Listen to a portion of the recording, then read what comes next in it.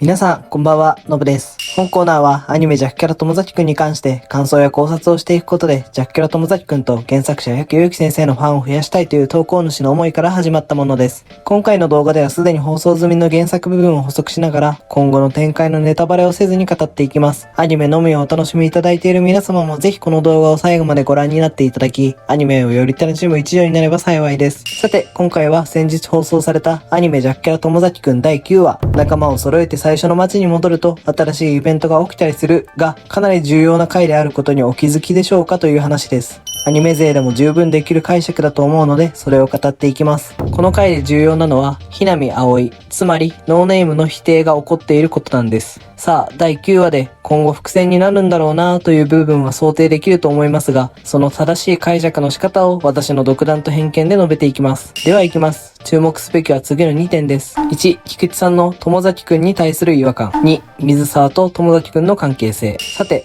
1、菊池さんの友崎くんに対する違和感の方がアニメでは後半パートですが、1の方が分かりやすいのでこちらから行きます。映画鑑賞後、菊池さんと友崎くんのカフェで談笑する内容は、見た映画のことから始まりました。その後、喋りすぎたという友崎くんの反省があり、上記のような暗記カードの話題で話し始めます。すると、複雑な表情をして声のトーンが落ちる菊池さん。そして、赤涼感漂う BGM。その後の菊池さんの友崎くんって喋りやすい時と喋りにくい時があるというセリフ。これは一体どういうことなのか、初見さんにもわかりやすい演出だったんじゃないかと思います。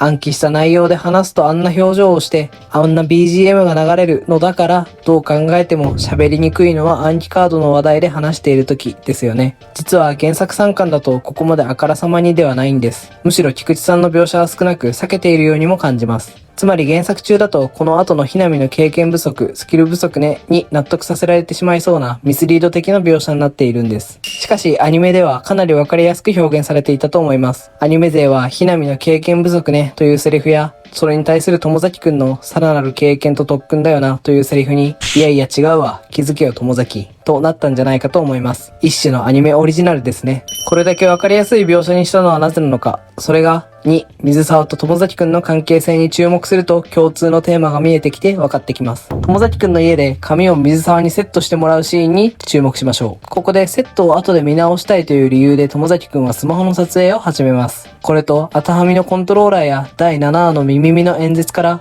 水沢は友崎くんの何事にも本気で真剣なところに好感を抱いている、そんな様子が見られます。そして、ふみやと下の名前で呼び始めたり、女子2人と合流した後の2人のアイコンタクトの演出で、水沢と友崎くんの距離が縮まっていることがわかります。ではこれって、ひなみの課題の成果でしょうか？反論やツッコミをしたから距離が縮まった、そう捉えられますか？先ほどからの説明でそう捉える人は少ないでしょう。さらに加えると、第4話で友崎くんの起こした今野エリカへの反発ムーブに、味方と宣言したのは水沢でした。この反発ムーブは友崎文也の意思で行ったものであり、ひなみの課題だからやったものではないですよね。このように友崎くんの素の部分、ゲームと捉えて何事にも本気で真剣に取り組めるところや、それを馬鹿にする奴を許さないところに水沢は好感を抱いているんです。確かにリア充とのきっかけを作ったのはひなみあおいかもしれません。しかし水沢と友崎くんの距離の接近はひなみあおいの至らぬところで起きているのです。さて結論です。この菊池さんの友崎くんに対する違和感と水沢と友崎くんの関係性って第9話のテーマとして共通しているんです。そのテーマがひなみあおい、つまりノーネームの否定です。暗記カードの話題で話すこと